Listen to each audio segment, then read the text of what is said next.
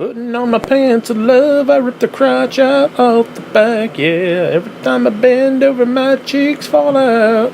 Anyway, speaking of assy grabs, I don't know why I was talking about this on Facebook. I just started talking and just conversing with like nobody and everybody, you know.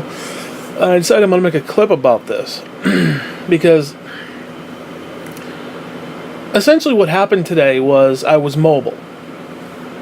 And what I mean is I was like out of the house and went shopping. What to say, the sex? Yeah, I went shopping today. And while I was at the municipal paying my electric bill, some random dude out of the blue comes up to me and starts talking to me. And I'm like, who the fuck is this guy? What the fuck does this guy want? He was nice. He seemed like a nice guy. But it's like, you don't get stopped by random dudes all the time. I don't, at least. And after a few awkward moments of him trying to explain and asking, like, who I am and what's my name, and I'm like, I tell him my name and so on and so forth, he then informs me that he works there at the municipal, and I'm thinking, okay, cool, whatever. He's like, you might not know who I am, and he tells me his name. I don't even remember what the fuck his name was. And I'm like, yeah, no, I'm not sure who you are, man. Right? And I'm like, just kind of not being passive, but kind of like just, yeah, I don't know who you are. Like, is there a point to all this? You're introducing yourself. You're telling me that you work here. It's like, can we get to the point here? Because you kind of lost me. Okay, are you fucking with me? A whole slew of problematic issues. Well, all of a sudden, he admits, it basically says, me and my wife, we're renting downstairs from you. And I'm thinking, oh, okay. Because you have to understand, this I was told since I was able to hear that my family, my grandmother, my aunt, so on and so forth, they were not like rich, but there was going to be a couple bucks left over. They had money for me, basically. Now, how much? Realistically, it could have been a couple $100,000. Nothing major, but there should have been at least $50,000 to $100,000, give or take. By the time they do taxes and funerals and all that stuff, But there should have been a couple thou in there, a couple $1,000 at least, bare minimum. More than two. Let's put it that way. There should have been a couple bucks in there. Let's just say that. Well, needless to say, by the time Graham went to the nursing home and the state raped everything, the nursing home raped everything, and just doling out money to everybody, there wasn't a whole lot left. So, needless to say, Gene did leave a little bit of money, not for me, not for anything specific, but for upkeep of the house. So of the family fortune, I was bequeathed, if you will, simply half of the house. And what that means is I have the legal right to live here. As in, they can't throw me out. I have the legal right to live here. That's the half that I own. As far as anything else it goes, like I said before, they could decorate the whole front lawn with turquoise dildos, and I can't stop them. I can't do anything. I mean, they would, the cousins are good about it. They would ask me, do you want a purple dildo out front? Which I do, actually, quite frankly, but neither here nor there. Or turquoise, excuse me. So yeah, like I said, they could decorate the lawn in purple and turquoise dildos, and That's not my side of the house, basically. It's not like split the house in half or anything like that. I have the right to live here. Okay. And that's all I own. That's all I have. That's literally the only thing I have to my name. Well, as a result, and of course, the cousins are dealing with the farm and the cattle and the horses and all that shit.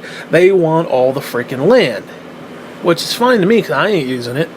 You know, I have no interest in the land other than I want to keep it in the family, obviously, but I don't give a fuck as far as like, oh, well, gee, there's like 15 acres over here and green acres over there and, you know, ma and pa fuck kettle down the road.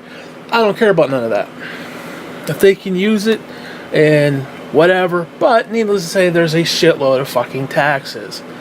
And my poultry, little bit of rent that I pay, which is not nearly what probably I should be paying. I should probably be paying double, maybe even a third after that. Okay, it ain't paying the taxes. And the taxes are a couple $1,000s. Okay, they're at least $7,000 because you got the fucking school tax, which pisses me off. Ain't none of us got fucking kids in school. Why I'm paying for some little asshole to go to school and become an asshole and then go into the real world and be an asshole, I don't understand that, but whatever. So you got that, and then you got the land tax. Now, not exactly sure how the land tax is supposed to affect me, you know, because they got the land, so, you know, yeah, I gotta suffer. But anyway, that's neither here nor there. You know, it is what it is. And I don't mean to be a dick when I say that, but it's their land, they should be paying for it themselves. But, neither here nor there. As a result, the downstairs has been vacant. Now, personally, I probably should have just moved downstairs, but, you know, whatever. But I didn't want to give up the deck and all that stuff. So, and I didn't want to move. I kind of like where I'm at. And I don't really want people coming in and moving my stuff. And it's just, it is what it is. So I was like, no, I'm good where I am. The stairs are trouble because of my back, but whatever. Anyway, so that's the story leading up to why there's somebody downstairs. Now, see, what happens is you got two cousins involved. And the one cousin seems to always find problems with everybody else. I don't mean that negatively, but she's always fighting with everybody. Doesn't like this one and doesn't like that one, and a lot of it's childhood stuff, and it's just this one and that one, and and you don't like it, you don't need to be over here. It's just a lot of shit, basically. And I don't really want to get into it all.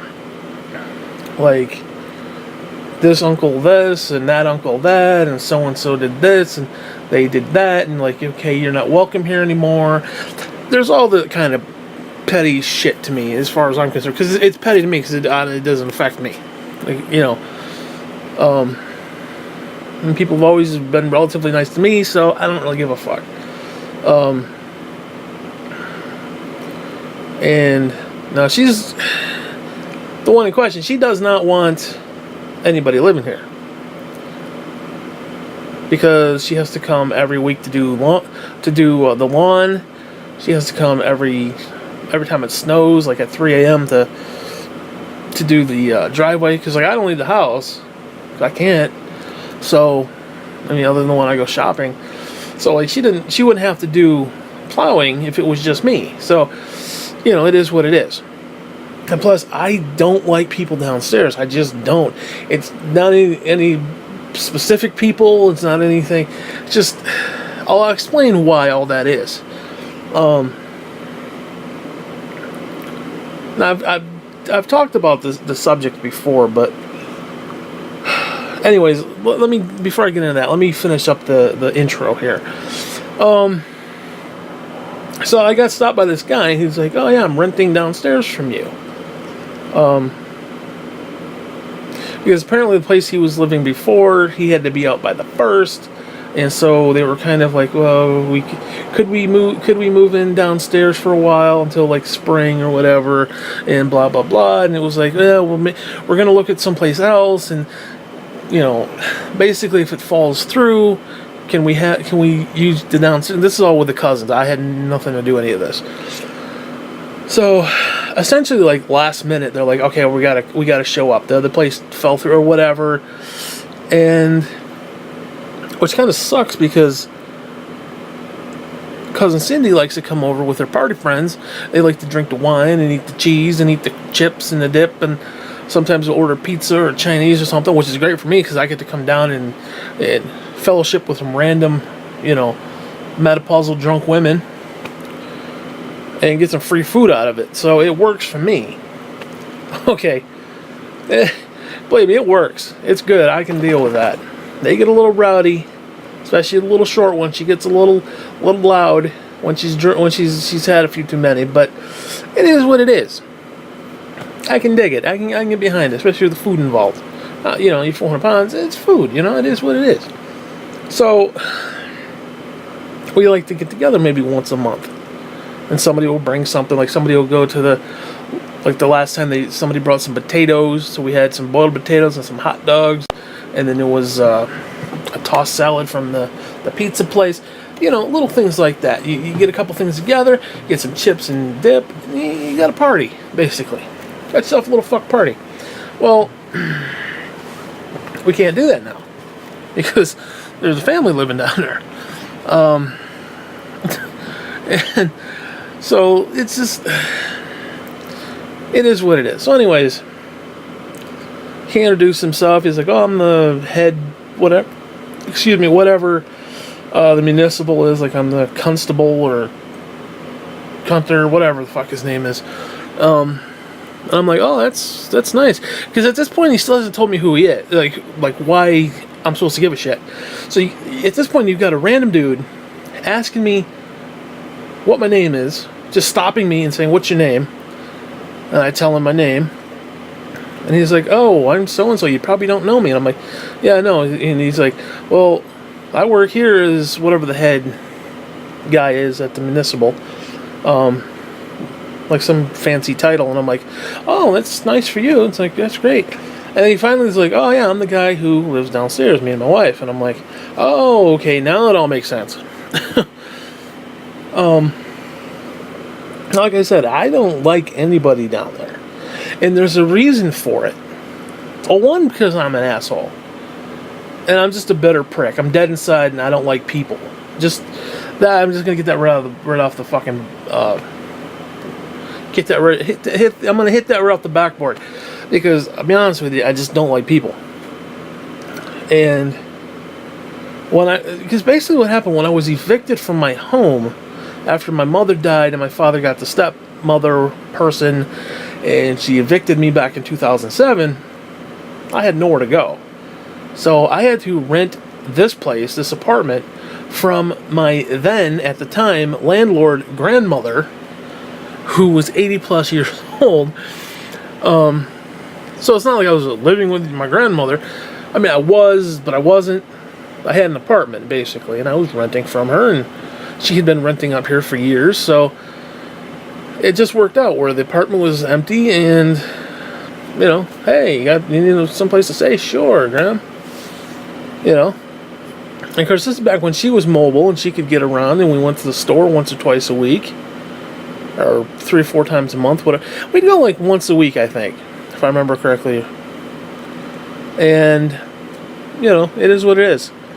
It was nice for what it was. Now, my grandmother was... I don't want to say senile, but she was definitely... I wish I could have gotten to know my grandmother, my real grandmother, and not the crazy old lady that I had to endure for 3 years, if you get what I'm saying. Because she was a little bit off the fucking deep end, I'm not going to lie. Not saying crazy or senile, but maybe it was a little senility in there. I don't know. But I would have liked to have known her back when she was a little more, shall we say... not as insane as she was toward the end. And again, when I say insane, I mean just in general, not like there's an actual problem, like Alzheimer's or something, or just, mental faculties. She was just old and obnoxious. In her oldness is what I mean by that. So instead of knowing the real her, I got to know the I'm old and I don't give a fuck anymore kind of person. And they weren't the same people. At least I hope they weren't the same people. But I'm telling you right now. Oh no, actually, let me save that little gem for a moment. So, I had to rent for her from her for, let's see. Actually, it was a little less than 3 years. It was about 2.5 years. Yeah, because I came out in August. And she went into the nursing home in, I think, like October.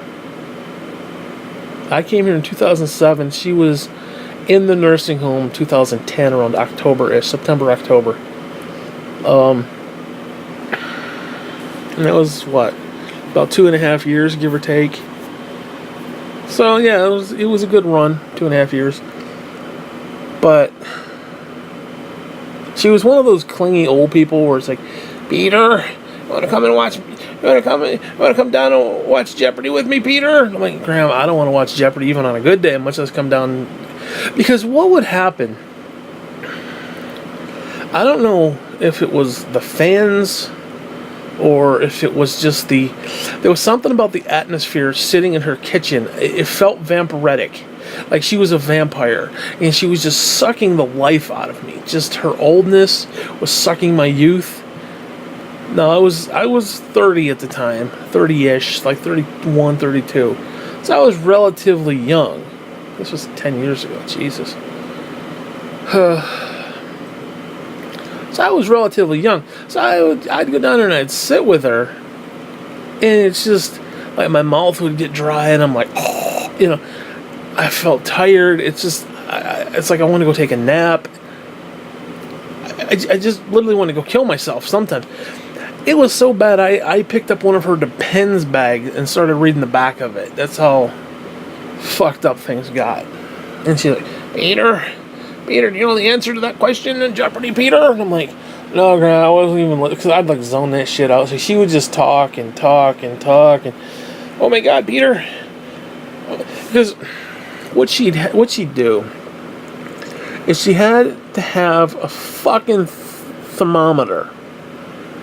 She'd have an indoor thermometer and an outdoor thermometer. And she would feel the need to call me on the phone at like 12:21 and say, Peter, the indoor thermometer is 73, but the outdoor thermometer is 83. How is that possible? I'm like, Graham, first off, you're old. You probably got the heat on. It's summertime, though. You don't open up the fucking windows. So it's probably the reason your house is 73. Is it too hot? No. She's like, no, Peter, I like it that hot. Because she was mind-boggled over the fact that it was, like, I don't know what it was, like 72 at like 11 or 10, 11 o'clock in the morning. And then sometime around 2 or 3, it was closer to 80. And I'm like, Graham, you've been alive how long? You don't realize it gets warmer in the day?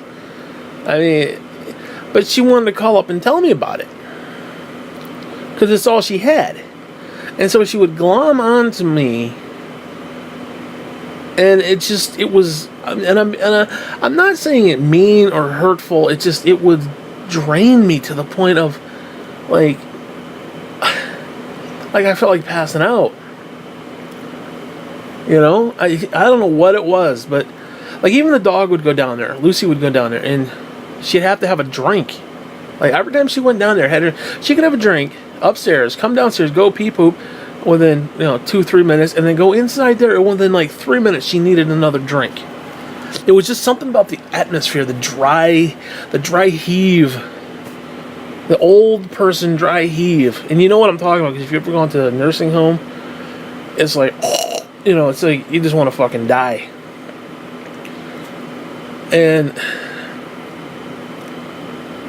living with her was, not with her, but living in super close proximity to her, like little things like my back would go out and I had to go get the mail every day, because if I didn't get the mail every day, then it was a phone call of, Peter, why didn't you get the mail today, Peter? I'm like, Graham, I didn't feel good. And then if I said I didn't feel good, then, gee, do you need a doctor? I'm like, no, Graham, I'm just tired. I didn't go out and get it. I'm sorry, I'll get it tomorrow. Then she'd like, do I need to call 911? I'm like, Graham, it's not serious. I'm tired. Need to rest. I just want to lay down, be left alone, So she'd take it to like the nth degree times 2. And excuse me. It was just because what would happen is my back would go out, so I'd go get the mail, cross the road, and come back, and by the time I got to the fucking window, my back was hurting and I needed to sit down. Well, Graham she couldn't hear shit, but she had this sixth sense of, oh my God, run to the window, somebody's there, right? It didn't matter who. There could be a fucking polar bear out there and she'd talk to it. I mean, like, I'm surprised she didn't talk to her ferns and shit. Okay, she just would talk to anything. She should just talk. There was no rhyme or reason to what the words were, just as long as there were words. And so I'm trying to stand up, and she's at the window just asking stupid, pointless fucking shit. And I'm like, Graham, I've got to sit down. I can't talk to you right now. I literally have to go sit on the steps or go out on the porch and sit, because my back is, and she just like yakety yak. And it's like, I didn't want to be an asshole, but finally I was like, Graham, I gotta go. I gotta sit down. And she got mad, and it was like, I'm here to get the mail. I'm not here to be, goodwill buddy. I'm not, you want to give me $50? I'll come down and talk to you every fucking night of the week. I'll watch Jeopardy. Dude, you give me $100 a week, I'll fucking watch Jeopardy with you at least 3 nights a week. I'll play fucking cards with you. Go fish and gin rummy. I'll play Connect 4 with you, Graham. Whatever the fuck you want. Give me $100 a week. I'll do it. I'll come down. It is what it is. And well, to make matters worse, somebody invited her. I don't even know what the hell the point was. She went to like a distant relative's cousin's uncle, brother's sister that she supposedly knew from back in the day when she was playing cards. Whatever. I have no idea. It may have been a local cousin, whatever. Somebody had a kid who was graduating, and she wanted to go to the graduation. Now, you gotta understand, when I hear this, it just reeks of stupid, because she never went to mine. Okay, she never went to my graduation, although I got a GED, but that's neither here nor there. But she never went to any of that stuff. For me, now granted, it wasn't technically local, so yeah, she wasn't expected to be there, but just this weird, like, she never went to stuff like that. She barely left the house at that time, and it's like, oh, I'm just going to randomly go out. Well, apparently it was raining that day. Somebody drove her car up and did something wrong, and as she got in, she slipped on the grass, fell, broke her fucking hip. That was the end. That was right there was the end of fucking days. Everything went downhill from there, because she was spry, she was getting around, and then all of a sudden she broke the hip, and that was the end of it. And she's in the hospital, and then she's back. Instead of somebody saying, oh, gee, you should go to the nursing home so they can take care of you 24/7. Oh, no, I gotta come back.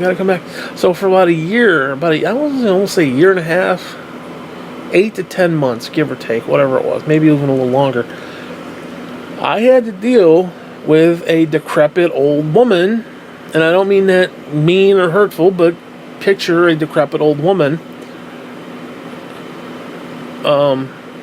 not in the prime of her life, but in the prime of like the worst part of her life, And that shit's only getting started.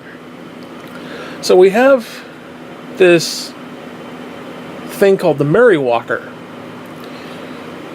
Yeah, the Merry Walker. Yeah, that's what it's called. Like Merry Christmas. Like happy Jingle Bells festive fuckery. And it's this walker, and there's this chair, and you sit on it, and there's this bar that like almost like one of those Ferris wheel rides kind of a thing when you see at the amusement parks, and they put the bar down over top of your chest and like strap you in. That's what this was. You had the little wheels and stuff. Now, she had a certain way to do things. She was supposed to kick the little feet with her. She's supposed to take her feet and kick the little locks so that the wheels would stop. And then she was supposed to put the bar up, and then she was supposed to stand up using the bar, the grip that's in front of her, because there's a bar that would kind of like almost like a car seat would go up over her head and then come down over her chest, and then it was a bar in front. So she's supposed to hold the bar in front, and she's supposed to lift herself up and put herself on the pot. Well, she would do that, but then decided that she wasn't going to put the bar down, the safety rail, if you will, the third rail, if you will, and she felt she could go from the bathroom back into the kitchen, which, yeah, it's not that far, but then there's a freaking carpet right there, and so on and so forth. And what would happen is she'd either forget to kick the wheels, or she'd forget to do some part of it, and she'd end up flipping the fucking thing over, and she's laying on the ground, and it's just a big, horrible fucking mess. Now, accompany that with the makeshift toilet, the little portable potty that she had like inches from her bed that she wouldn't buckle herself into proper, and she'd end up falling off of it onto the floor. Now, I got a bad back, herniated disc, spina bifida, shit like that. I can't lift her for shit. She knew this, so she fell 2, 3, 4, 5 in the morning, whatever it be, or even in the afternoon. It was a 24/7 vigil, waiting to see when she's going to keep falling and falling and falling and falling and falling and falling. And nobody thought it was a good idea to reprieve the crippled asshole who is not equipped mentally or physically to deal with this kind of stuff. No, they decided to put me on the front lines of this shit. So much so that they forced me to have a baby monitor plugged in, one in her bedroom and then one upstairs in case she fell again. So I could hear her go, Peter, because sometimes downstairs you can't hear her. Depending on what room she's in, if I don't hear her, the only time I can hear her is when I'm laying down, which luckily I've got a bad back, so I'm laying down quite often. You know? So every time I hear a thud, I'd have to listen and get up and put my flip-flops on and go to the hall and listen and make sure she's not calling my fucking name. Well, anyways, so they give me this baby monitor. And I forgot to mention that Graham also suffered from night terrors. So she'd be sound asleep. Now, she'd go to bed at like 8 o'clock. Okay. And in the summertime, it wasn't even dark out. Like, I'd hear her stomping around down there going to bed at 8 o'clock. And I'm like, really? I mean, Jesus, dude. I think the last time I was sleeping at 8 o'clock at night, I took a nap. I fell asleep watching a show. Okay, but not like actually going to bed. Like, take your slippers off in the bed. Okay.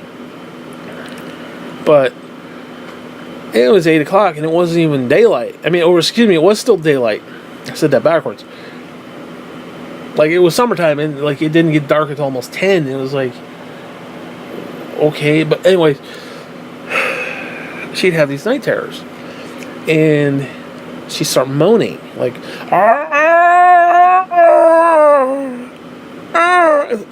it sounded like a goddamn ghost. Like Casper the fucking Ghost or some shit. Like, I'm waiting to see Ebenezer Scrooge with like chains wrapped around him going, you know, and hear the clinking of the chains. It was holy shit. So now I'm sitting here and I'm hearing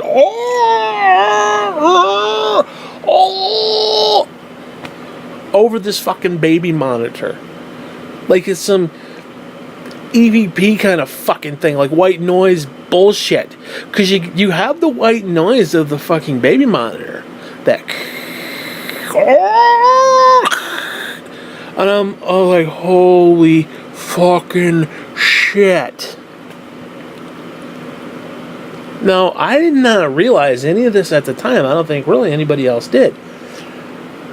She was wailing like a fucking banshee, to the point I thought she had fallen and broken her hip again. Like she had broken bone and she was screaming at broken bone. That's the kind of wailing she was making. Okay, do you hear the words? I thought she broke a leg or a hip or an ass cheek or something. She broke something. Because she's wailing like, and I didn't know about night terrors. I didn't even know they existed. Now, because this is an old house, there was no lighting in the hallway. Like none. Like down the stairs, in the rickety old fuck stairs. So she's going, Aah! And what had happened? My herniated discs, like flared up, and I could barely walk. So I'm like hobbling, one foot, like hunched over, like I'm coming, Graham. I'm coming, Graham. Like I'm moaning too. I finally get down to her bedroom door, and I open it, and I'm like, "What's going on? What's the matter?" And I hear her, no.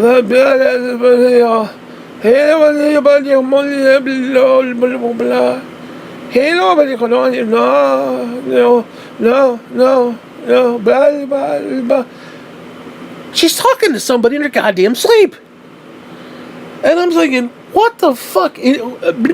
I am not mentally fucking equipped to deal with that shit.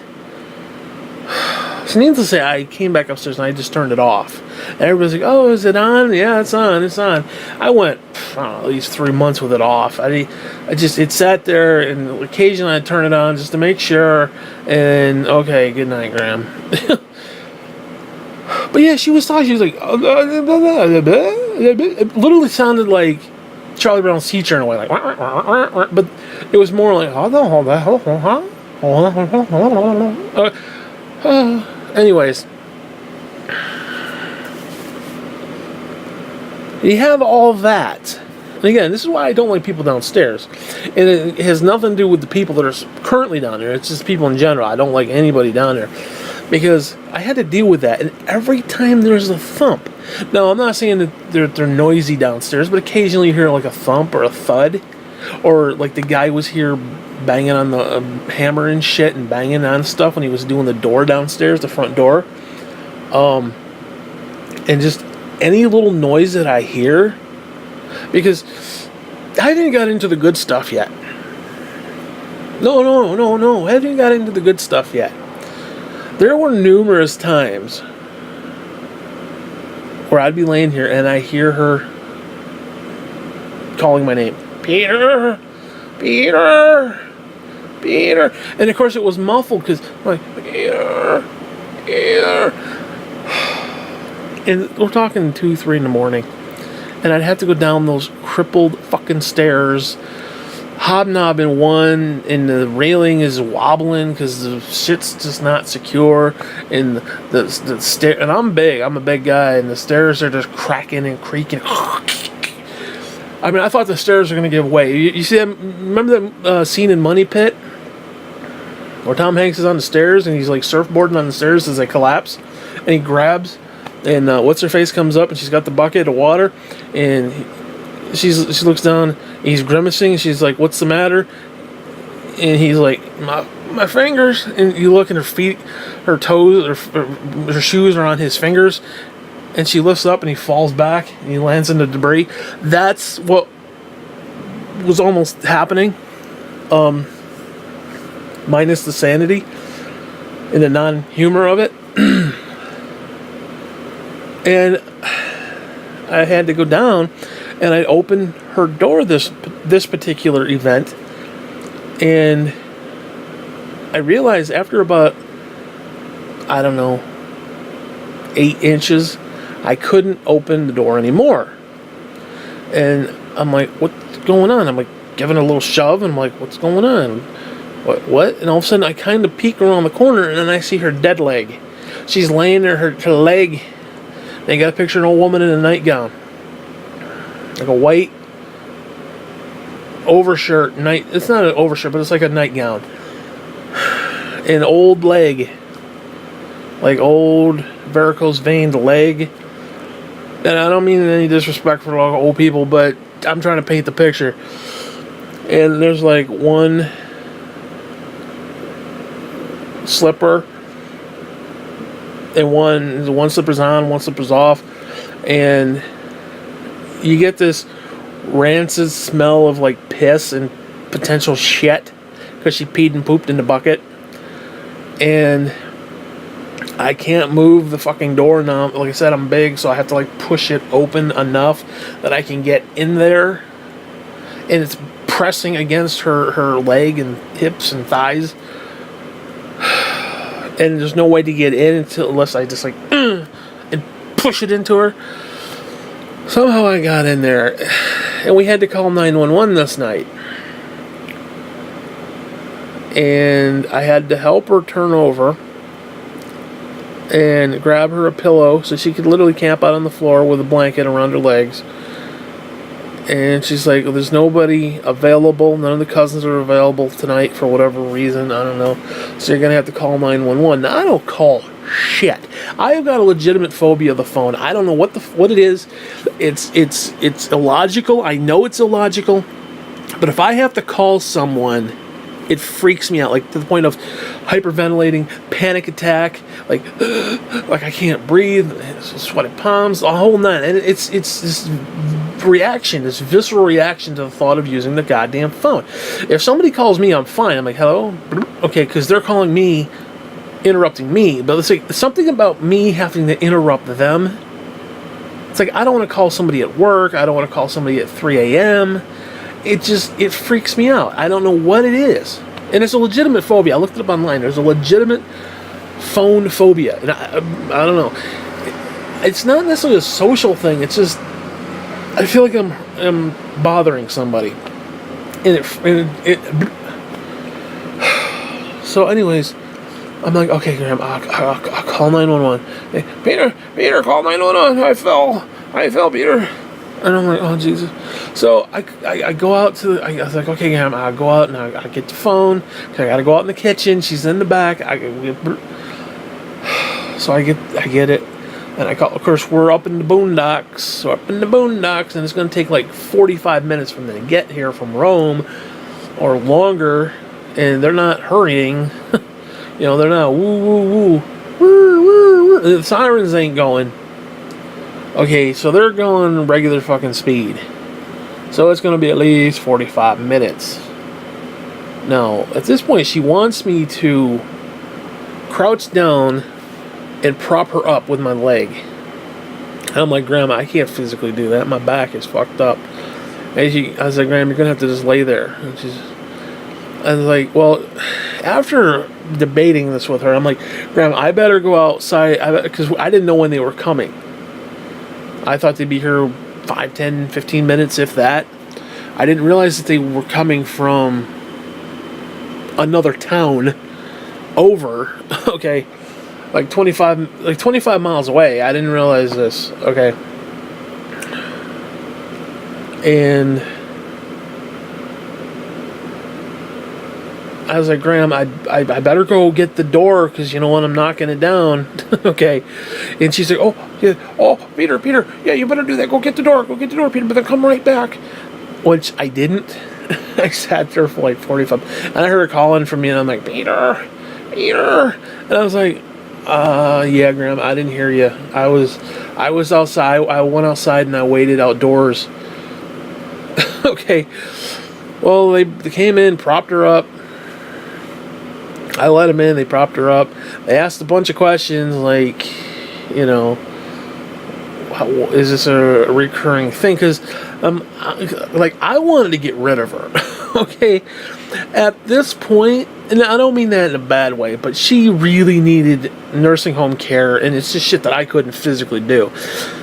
Now, we had a couple of the cousins would come in, and then Jean would come in, and they'd empty the bucket every night, and they'd put her to bed, they'd help her into bed, and the whole night. And all she had to do, she had to get up and go to the bathroom. She'd get up, slide out of bed, and sit on the pot, and slide back into bed. That's all she had to do. Well, she couldn't do that. So anyways, we had to call 911 a couple times. I had to call a couple of the cousins to come over to clean up piss and shit, because then one time she flipped the fucking thing over. This is before they put the little skis on the bottom of it. So she's sitting on the damn thing, and it's just this random thing that you get out of one of those catalogs. All of a sudden she flips over in the fucking thing. There's blood and there's piss and shit everywhere, all over the carpet. The carpet was completely ruined. A couple of the cousins came over at like 2 in the morning, and they're cleaning and mopping, and it was like, now keep in mind it's a carpet, so yeah, they were mopping. That's how bad it was. And that was just the tip of the iceberg. Okay, that was just shits and grins for you know, good times. Okay. The worst, the absolute fucking worst to me, this was in the daylight, because I remember I was laying right here like I am right now, and I hear, Peter, Peter. And I'm like, oh, fuck, Graham, no. And I ignored her for at least a good 5 minutes, and I kept hearing, Peter, Peter. And I'm like, oh, Jesus Christ. I'm like, oh, God. Oh, God, I don't want to get up. I don't want to deal with whatever the fuck it is. Well, find out, it's like, fine. I don't think it was a full 5 minutes, probably a good 2 minutes, 2 to 3 minutes. And I was like, oh, Jesus. I get up and I put my flip-flops on, and I head down the stairs, down the hall stairs, down those rickety fuck stairs that I made multiple trips up and down because of her. And the thing is swaying, and it's just, oh my God. And I come through the door, through the hall door, through the living room.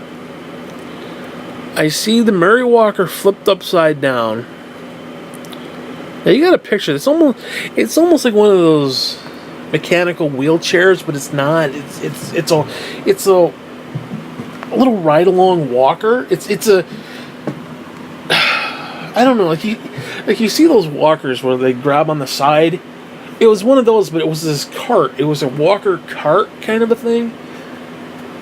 And there's like parts that would swing out and swing up, and it was safe. Anyway, this thing is like overturned, like Mario Kart, like when you hit Toad with a shell and he goes. Arr! It was literally one of those moments, and I see it flipped upside down, and I see her. Thank God she's fully dressed, and she's laying there on her stomach. And she's in between the living room door and the kitchen door. Now, that area was the area of death, okay? Which I'll explain in a few. That is the death area. The legitimate death area.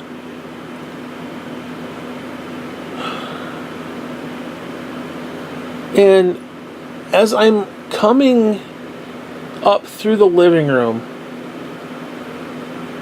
now you got a picture. Her head is in the kitchen, and her ass and legs are in the fucking living room, and the door is kind of like jammed like into the side, into her side, I should say. And as I come around, I open the door. Now she's not moving, but her mouth is going, Peter, Peter, help me, Peter, help me, Peter, Peter, Peter, right? Her body is not moving, but her mouth is going. All you hear is, here, Peter, you're gonna have. I opened the door enough, like, to just open it up to get, you know, so I could, because I didn't know what I was supposed to do. Because I got to kind of get into the kitchen to get the phone, and I got to walk over her. Well, as I do, She's laying head first in a pool of blood. I mean, an actual pool of blood. And it was a big pool of blood. Like, creepy. Not just a little couple drips here or there. We're talking an actual pool of fucking blood. Like something you'd see on The Walking fucking Dead. Like, I'm surprised she wasn't a fucking zombie. Okay? Zombie fucking Graham. Okay? The only thing this scene was missing was the yellow cautionary police tape from like a drug Operation Sting gone bad, where everybody got shot and died, and there's just people, bodies everywhere laying. Okay, this was a legitimate tragic battlefield of fuckery and woe. And the scene was like something out of a movie, and not a good movie. The only thing that made it, I don't want to say actually it wasn't. I don't know. I don't know how to word this. It was either more surreal or less surreal. I can't. It was a little bit of both, actually, because it was the surreal moment of, okay, there's this body laying in a pool of blood, but then there's the taking you out of that surreal moment of Graham's mouth. Peter, I saw Peter. Call 911, Peter. Peter, call 911. Call Gene, Peter. Gene's number's on the thing. I'm like, so now you have this. You gotta understand. You have this blood in this piss smell that stays in your nostrils for like weeks, and you go down there and it's like you smell it, even though it's not there. You know it's there, and you smell it, and it's just it just lingers, and it's like old people and death and nursing home smell, and it's just there, and her constant smoking, and it's just smoke and death and piss and shit and blood.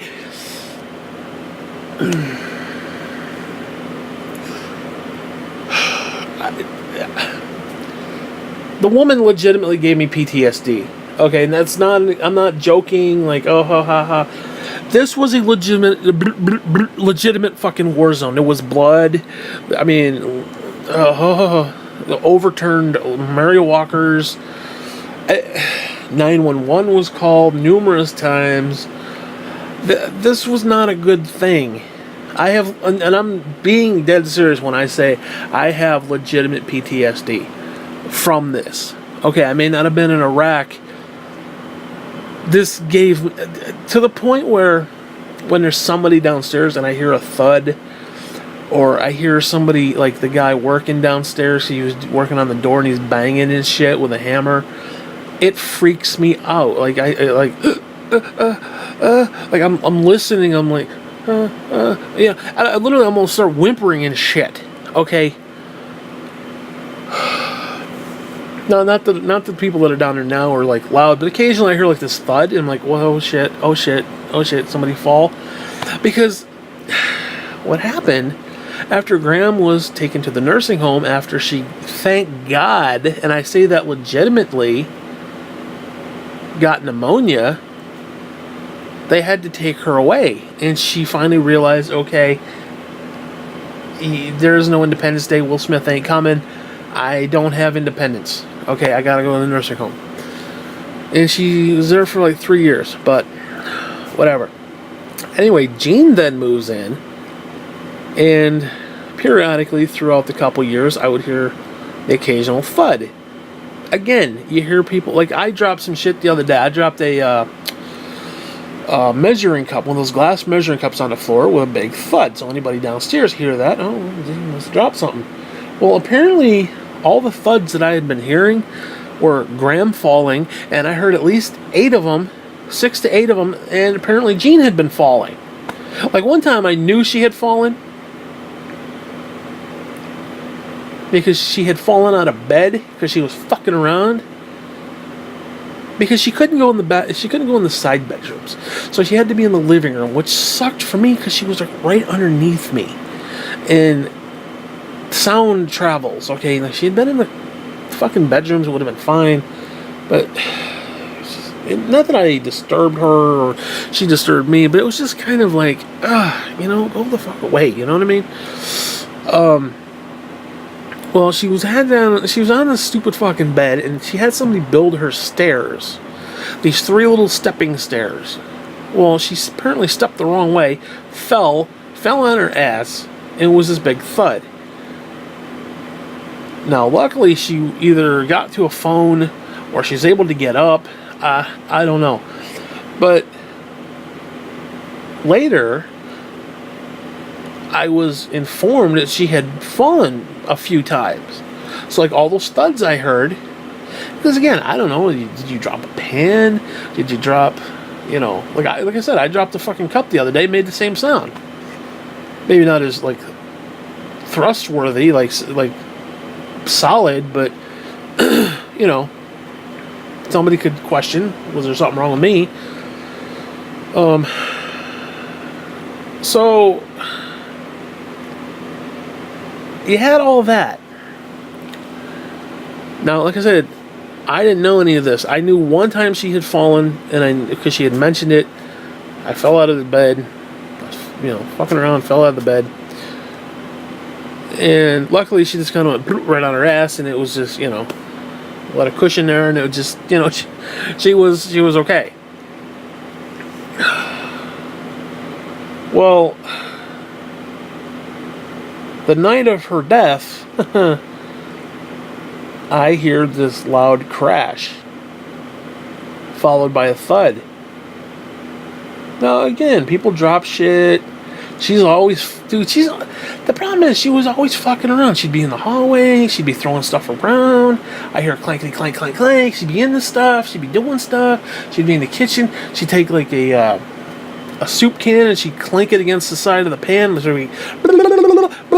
You'd hear all those noises and shit, and there's people doing their shit, So I'm not thinking anything. It's like, there's a thud. Am I hearing my name being called? Nope. And I was like, okay, well, it just didn't seem like there was a problem. Okay. Well, apparently the crash that I heard was her falling into, she had this cart that she'd use, and it's probably part of the reason she fell,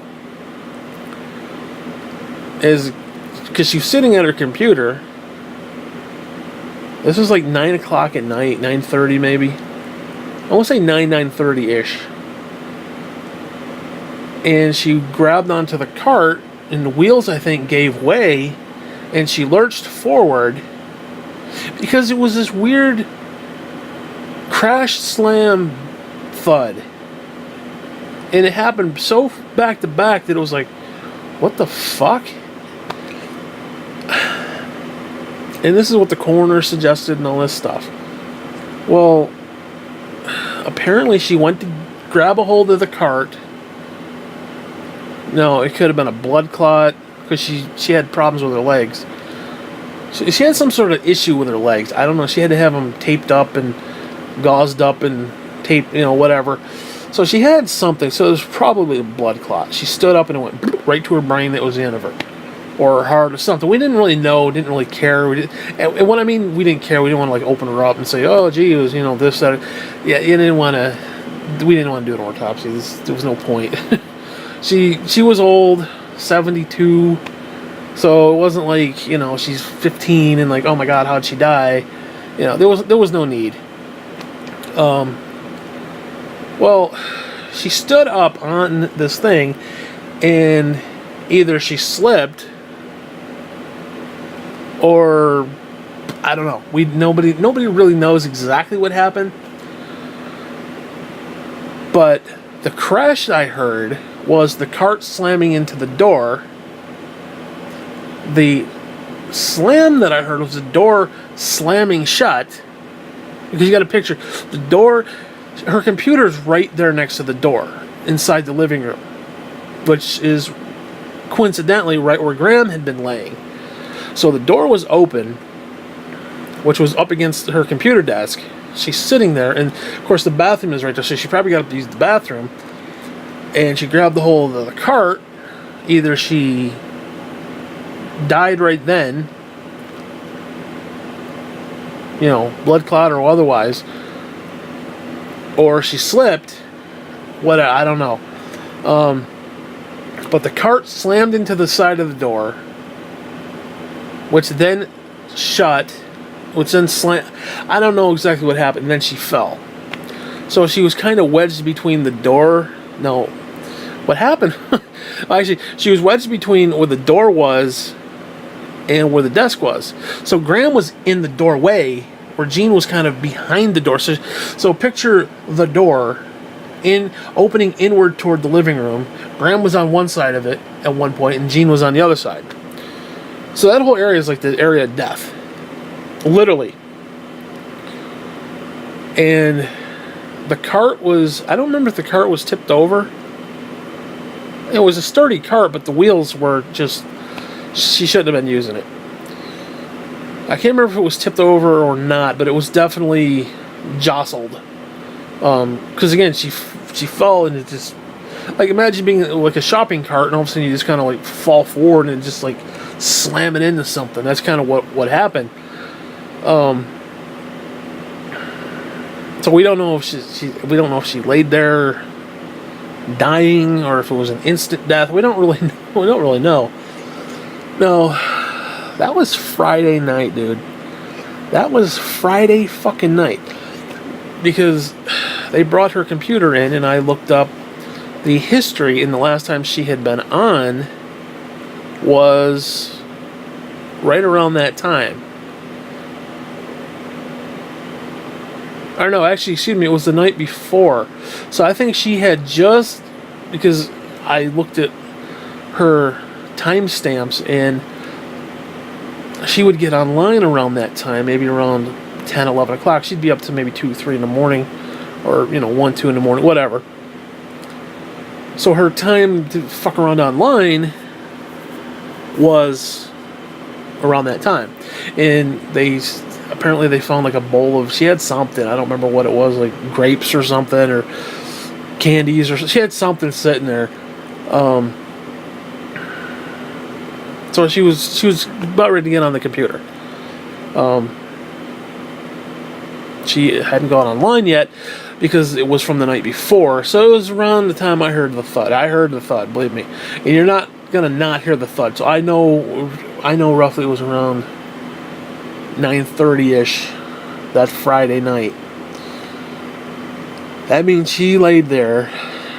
We don't know how long she took to die, whether it was instant or whether it was an hour, 2 days. Is she gonna lay there and die in 2 days? Who the fuck knows? I don't think it was that long, because when they found her, she was black, which means she'd been laying there for at least a good 3-4 days, which we concur. So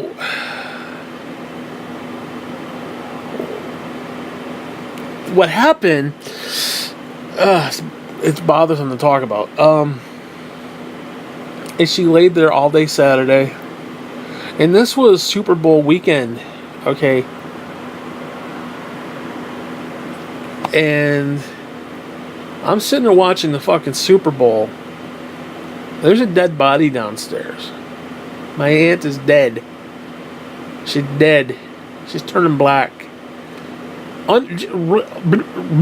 Almost under my feet. Where I'm sitting in the chair, I'm watching the Super Bowl. And then Monday. Now, keep in mind, my cousin Mary had stopped in that Friday. She was the last one to see her and the first one to find her. She was there that Friday around 5 o'clock. We think Jean died around 9:30. So it was a few hours later. Like, 4 hours later? 4.5 hours, give or take. Well, Mary didn't come back until that Tuesday afternoon. She checked on her every once in a while. And she's the one who found her. Which I thank Christ, oh my God. Because when I came down, Let me get into all that. Because I did not want to be the one to find her. I did not want to be like, oh, and there's this.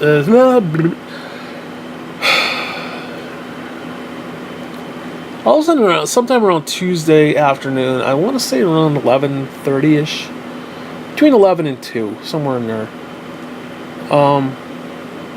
I get a knock on the living room door, which means somebody has come up the hall stairs, and, I realize it's Cousin Cindy, and I see that she's crying, and I'm like, okay, what's the problem? And she's like, well, Gene passed away last night. Now, this is Tuesday. Okay, we didn't piece it all together until later. And I'm like, last night? Holy shit. Because it's like, these people are always like a staple of your existence. They were, moons in your orbit. They were always there. And all of a sudden it's like, holy shit. Now, Jean had her issues, and her and I never got along, but okay, that's just fucked up, right? So I was like, wow, okay. What happens now is what I said. I was like, that's exactly what I said. I was like, okay, yeah, what do we do now? So anyways, I think I showered and then went downstairs. I went down the outside stairs, like, to the front door, and then came in because I wasn't going to come down the back stairs. And they had the door shut, the living room door. It's like you could tell, you could smell. Oh my god, dead corpse body. Holy shit! And of course, when you die, everything kind of lets loose. So there was God knows what. We're talking piss, shit, saliva, blood, seepage, rotting flesh. Okay. Okay. Well, by the time I got down there, the 911 paramedic people were coming, and the coroner was there, and our funeral person, Carl Trainer, he was there. He's a great guy. He's basically like the anti-WWE Paul Bearer, but he has that weird vibe to him, like Paul Bearer had. Oh yeah, that kind of shit. He's not like plump. He's actually very tall and slender, and kind of like, if I could say this in a nice way, he is like a walking penis, but in a totally good way. Like, if you pictured a penis in like a gray suit, like well dressed, with like a little mustache and a little top hat and cane, kind of not that he had a top cane and hat, but like Mr. Peanut. Think of Mr. Peanut as a penis. And again, I'm not saying that in a bad way. I'm not knocking Carl at all. I think he's a great guy. But it's the only way I could word picture this. You have to picture this guy. It's just, he's a great guy. Don't get me wrong, like I said. And I'm not saying he's a dick. I don't mean it like that. I mean, just he's a penis. He's just a happy penis. He's one of those guys that when you're grief-stricken by the death of your family, you want him there, because he's one of these very comforting forces. He's just, it's the way he talks, his little somber tone, and like, I'm sorry for your loss, and blah blah blah, and he's like, it just, like, I want the guy around, you know what I mean? And so he showed up to the house, like, he made house call, because like, we've done all our death and burials with him, okay? And he knows the family and whatnot, and he did, my mother, my grandfather, both my aunts, did my other grandmother actually. He did Herman. He did a bunch of people in our family, so he knows us. by name and shit. Like, he knows me, and I don't know anybody, so, whatever. So, anyways, so we got these, like, legal, there's cops are there, ambulance, EMTs and shit, okay, and they're going through Jean's stuff. Well, they find this huge box of these, they're borderline illegal. Borderline fucking illegal, dude. Medications from Canada. Like non-prescription, questionable shit. And they're asking us, like, what is... You got a cop sitting there dressed in the state trooper uniform, or whatever the fuck it is, with a little hat on, the whole nine, a little gun in the holster. He's got the little tie on. He's running around holding his little belt buckle with his, thrusting his hips like he's something special. And I don't mean that in a negative way, but you know that vibe that they give off. He's just thrusting around. And he comes out holding this box. He's like, "Do you guys know anything about this?" And we're like, "Yeah, no, I ain't touching that one." She bought a bunch of illegal prescriptions. They were borderline illegal. I mean, I don't think they were completely illegal, but they were not her prescriptions. Let's put it that way. They weren't doctor associated. There was no doctor on this. This is shit from Canada. Just pills and shit. I don't know, fucking clue. And because at this point we're trying to piece together what's going on, and we didn't piece it together until we looked at the computer. Now, everybody acts like I'm this PC expert. I'm not. Okay, I know how to turn the fucker on. It's like everybody at church, you're like, "Oh, you're a wizard at the PC stuff. Or you're a wizard at the computers, right?" And I'm like, "I guess I know how to turn it on." You tell me what a driver is. I couldn't tell you what the fuck that is. I don't even know why the hell you need them. Okay, I have no idea. It just says update them. I said okay. Click. That's my extension of the computer. But compared to these people who know nothing, they're like, dial up. They don't know what the fuck's going on. Okay, yeah, I'm a fucking mastermind. I mean, in retrospect.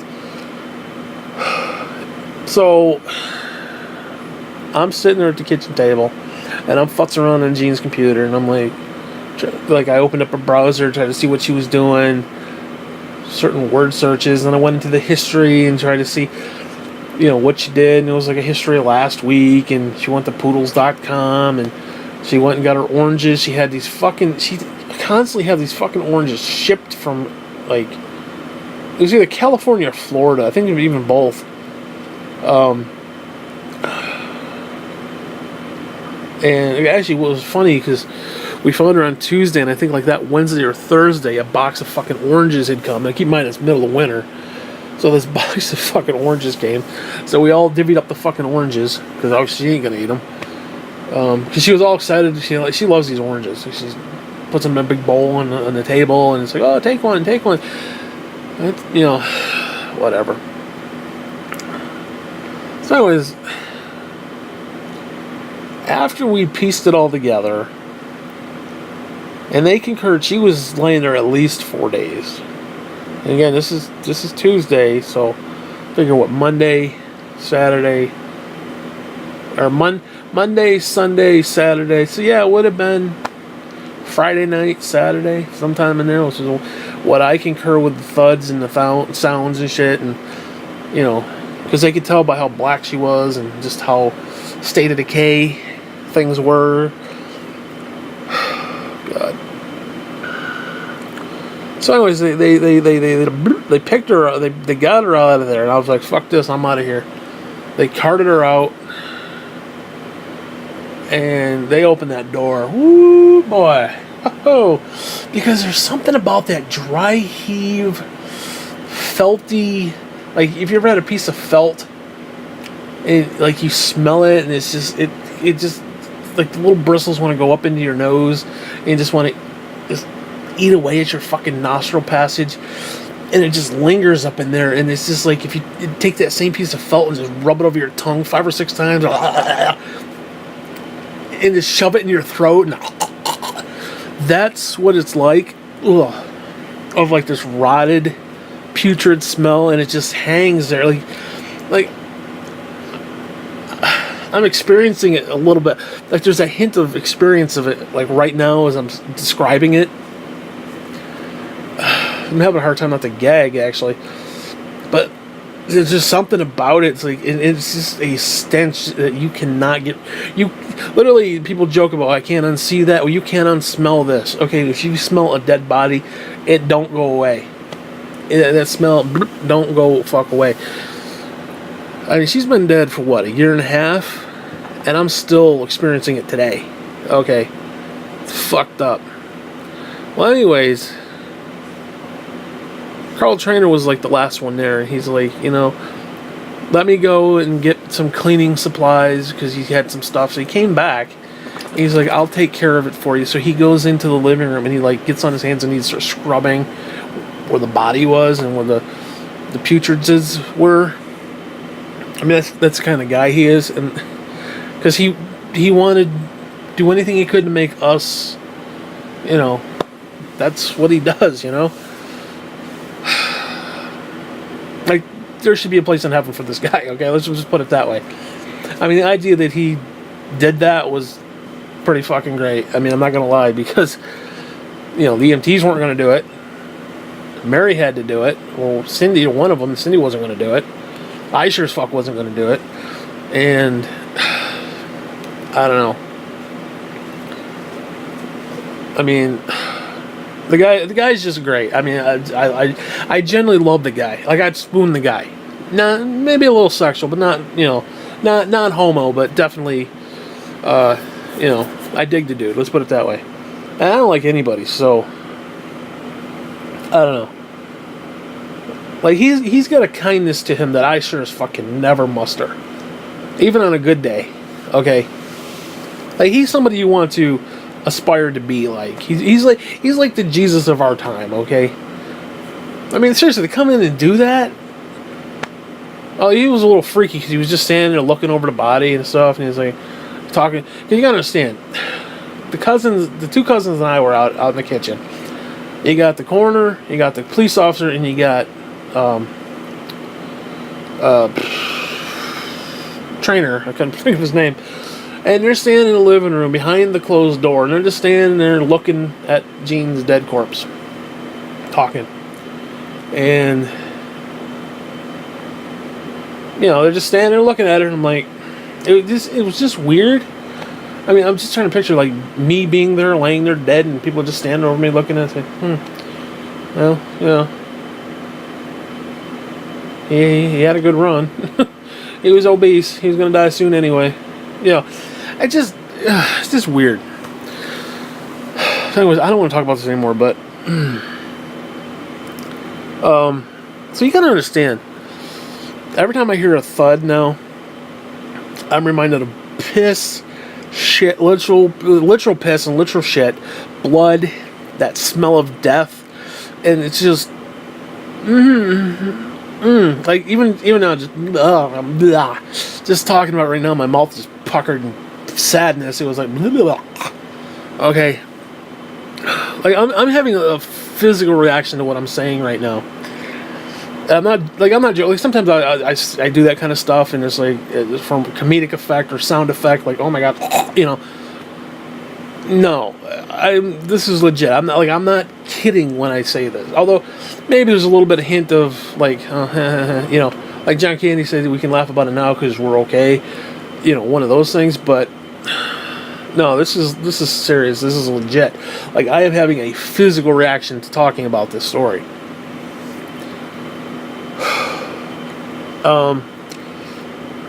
So yeah, every time I hear a thud down there, even, again, I'm not saying anything about the people downstairs or that they're too loud. I'm not saying that because they're not too loud at all. Actually, they should be making more noise.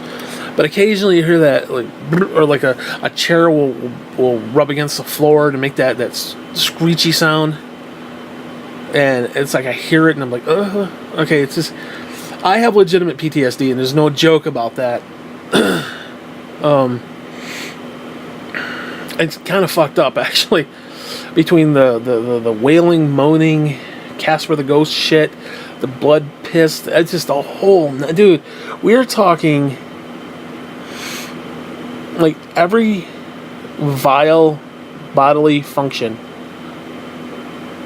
is taking place within general vicinity of that kitchen.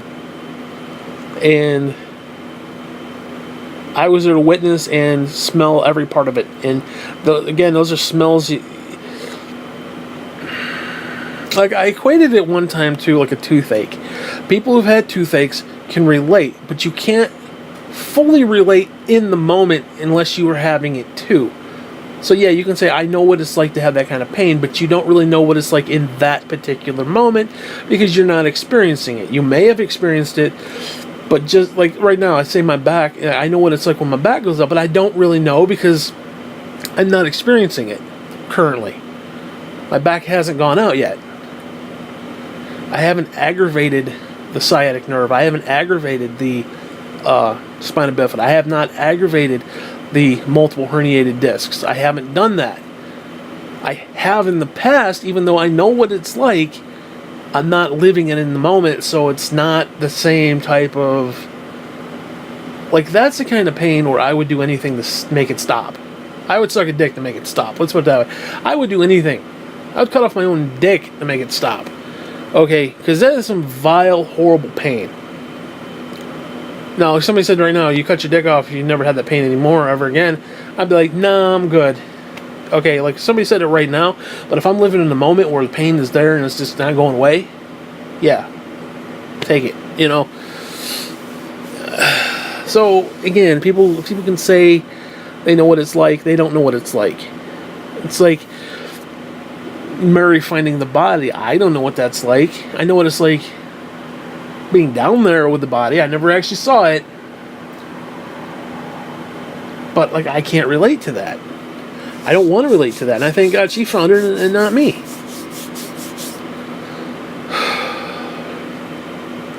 So I wouldn't know what to do. I mean, I really wouldn't know what to do. I really had... So... Anyways, I don't know why I got thinking about that today. Well, I do know because I met the guy and he's like, "Oh yeah, I'm living downstairs," and just like I said, any little noise and shit. That's one of the reasons I didn't answer the door half the time. They had to put a doorbell in here because again, there's always somebody here doing something. Nobody lives here except me, yet there's always somebody here doing something. It is the weirdest thing. Like, there's more traffic now than when Graham was downstairs or Gene was downstairs. Yeah, occasionally people come in to see him. But, I mean, there's literally more people coming and going in this vicinity now than there ever was before. And it's like nobody's coming to see me specifically, so what the fuck? Why is there so much traffic, you know? There's tractors going through, which they've always gone through. Because they go from this road over to the other one. They cut over. I mean, Jesus, there's tractors. There was some sort of little bulldozer thing going through here the other day. There's people in cars. There's people in trucks. Cousin Cindy's running around. The vet comes over once in a while to check the horses and the cows. Mary and Dorrance show up once in a blue moon. Like, Dorrance showed up yesterday for whatever fuck reason. I think he may have been checking the rent, which I didn't get to go to until today. So, I don't know, man. Yeah, like I said, there's always somebody coming and going here. So, you hear a thud or two, you don't really think anything of it, but it takes me back to Peter. Takes me back to that shit, which then takes me back to blood, piss, shit, death, and horrid, awful, wicked. Again, just seeing Graham in that pool of blood with the Mary Walker flipped upside down. It was freaky. I mean, it was just absolutely devastating. And then, you know, Gene died right there, same place. It's like, holy fucking shit! How much fucking crap can I take? You know. And I don't mean to make it all about me. They're dead and I'm not, but I gotta live with that shit, you know? And my fucking family gave me PTSD. I mean, it almost sounds like the beginning of a joke. If it wasn't filled with death and shit and piss and literal blood and horrid, rancid stench smells and 911 calls and ambulances and coroners whatever the fuck. Said that wrong, but whatever. Police and illegal prescriptions. Jeez.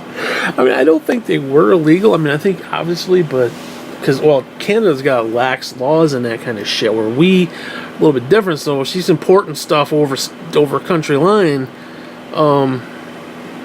yeah, it was a little bit questionable. And the guy's like, yeah, well, you know, I don't think they made a big deal about that, but it was questionable. So, yeah, that was my freaking day. That's what I had to think about all day today.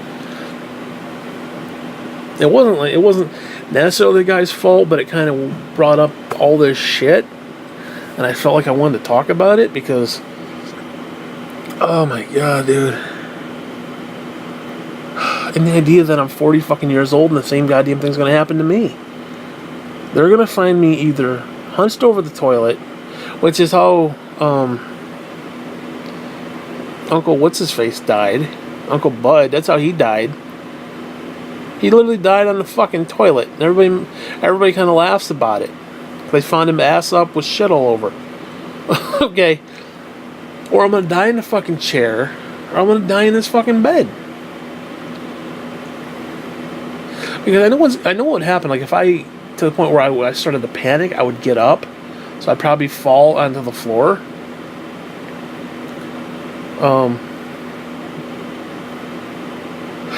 Because a couple of, like, there was one time when I was choking. Like, I got something caught in my throat. I wasn't, like, suffocating, but it was stuck in there, and it kind of did the gag reflex, and I panicked, and I quick tried to get up. I don't know what that would have done, but it's like, oh, like if my windpipe had been clogged, the only thing I could do is maybe throw myself up against the wall and try to, dislodge it.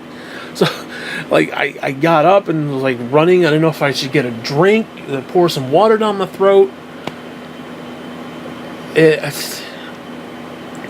Whatever. Again, I'm 40 years old, dude. I'm 400 pounds and 40 fucking years old. People my size do not live into their 50s, late 50s anyway, mid 50s even. So I got less than 10 years, maybe 12. If I live as long as my mother, I got 12 fucking years left in my life. And that shit's gonna go by like nothing. So, alright, what's 12 years from now? What is it, 2017? So we're talking, what, 2029? 2029, basically. Maybe 2030 if I'm lucky. Do you understand that? And that's if I'm lucky. I could die tomorrow. We all could, but I got a better chance of it. So, I don't know. I don't know how I feel about it. I really don't know how I feel about it.